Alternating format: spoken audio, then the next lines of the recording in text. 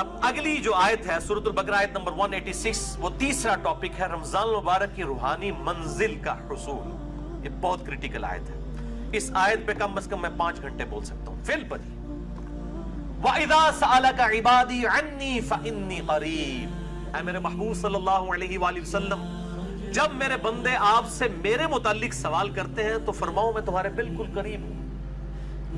اجیب دعوت الداعی اذا دعان، ہر پکارنے والے کی پکار کو سنتا ہوں جب وہ مجھے پکارتا ہے، لیکن شرط کیا ہے؟ فَلْيَسْتَجِيبُوا لِي وَلْيُؤْمِنُوا بِي لَعَلَّهُمْ يَرْشُدُونَ، لیکن لوگوں کو بھی چاہیے کہ وہ میرا حکم مانے اور مجھ پر ایمان لائیں جیسا کہ ایمان لانے کا حق ہے، تاکہ وہ ہدایت پا جائیں، رشد و ہدایت پا جائیں۔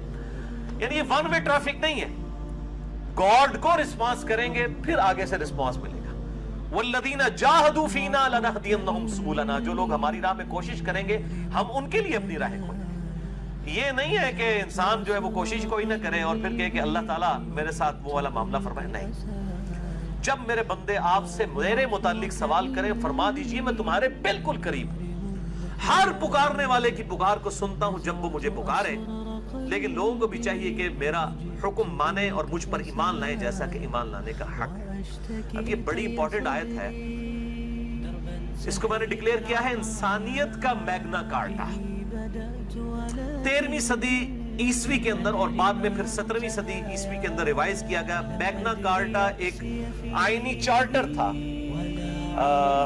جو کنگڈم تھی انگلستان کی، اس کی طرف سے کہ بادشاہ پر عوام کے کیا حقوق ہیں، اور اس میں یہ تھا کہ ہر شخص کا یہ حق ہے کہ وہ بادشاہ وقت کا دروازہ کھٹکھٹا سکتا ہے۔ اسے کہا جاتا تھا میگنا کارٹا۔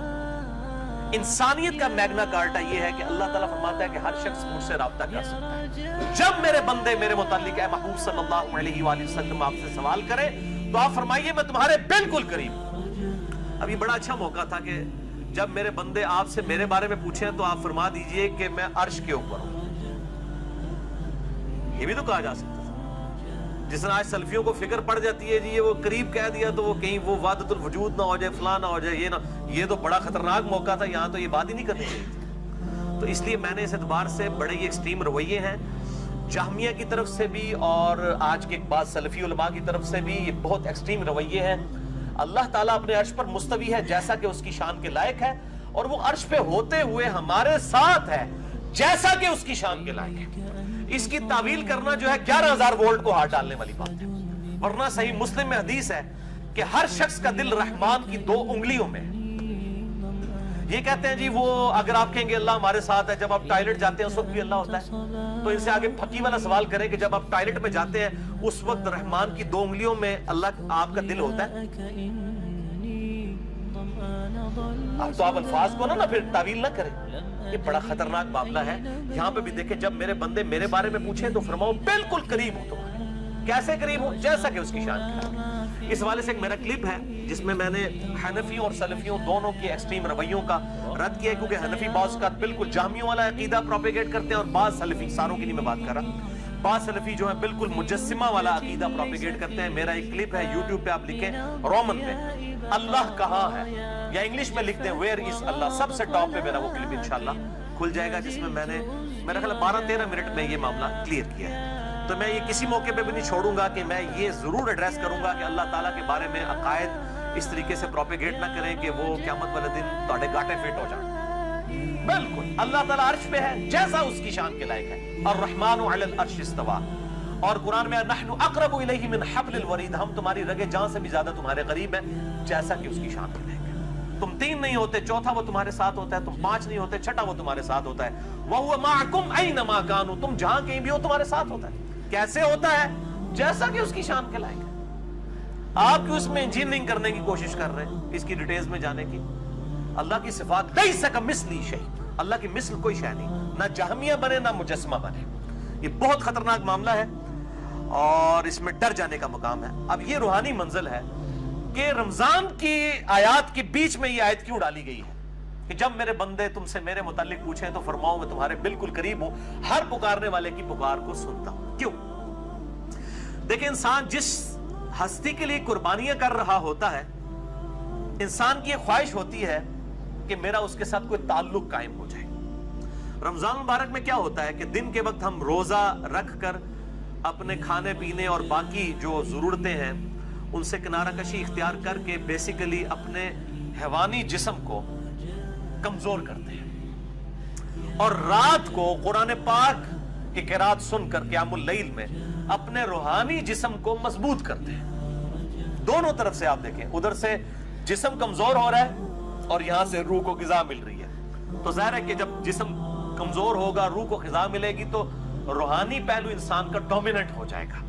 پھر اس کے بعد اندر سے خود یہ آواز اٹھے گی، صحابہ سے اٹھتی تھی کہ جس رب کے لیے ہم قربانیاں کر رہے ہیں وہ رب کدھر ہے؟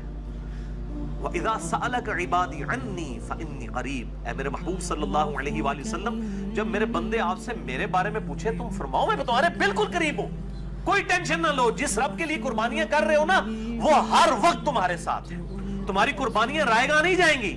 یہ دن کے وقت بھوک کی تکلیف، پیاس کی تکلیف برداشت کرنا اور رات کو جگراتا کاٹنا، قیام اللیل کر کے، یہ قربانیاں رائے گاہ نہیں جائیں گی۔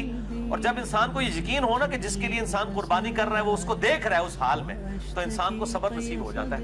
یہ دنیا میں بھی ہے، آپ کسی دنیاوی دوست کے لیے قربانی کریں اور تکلیف اٹھائیں اور آپ کو یہ پتا چل جائے کہ آپ کے دوست کو بھی یہ بات پتا چل گئی ہے کہ آپ کو اس کے تکلیف اٹھانی پڑ رہی ہے، تو ایک اندر سے روحانی خوشی ملتی ہے کہ یار جس کے لیے کر رہا تھا اس کو پتا چل گیا کہ میں نے اس کے لیے قربانی کی، اور جس اللہ کے لیے جس نے ہمیں یہ سب کچھ دیا، ہمیں جان دی، اچھا جسم دیا، بال بچے دیے اور یہ دنیاوی سرکمسٹانسز دیے، اور پھر الٹیمیٹلی جنت میں ہمیشہ کی کامیابیاں انشاءاللہ مقدر ہونے والی ہیں، تو اس اللہ کے لیے بھی جب انسان اپنی کوئی قربانی پیش کرتا ہے تو انسان کے اندر سے یہ خواہش پیدا ہوتی ہے، اور اسی کا ذکر ہے جب میرے بندے پوچھے فرماؤ تمہارے بالکل قریب ہوں، ہر پکارنے والے کی پکار کو سنتا ہوں، بشرطے کہ وہ میری بات بھی مانے اور مجھ پر ایمان لائے جیسا کہ ایمان لانے کا حق ہے۔ اسی کانٹیکسٹ میں 2 لیکچر بڑے امپورٹنٹ ہیں۔ مسئلہ نمبر 3 دعا صرف اللہ ہی سے، اس میں بھی میں نے اس کو ایڈریس کیا تھا، اور اسی کی ایکسٹینشن ہے مسئلہ نمبر 43 وسیلہ اور توسل کے صحیح احکام و مسائل، اور آج اس کی ڈیٹیل میں نہیں جاؤں گا۔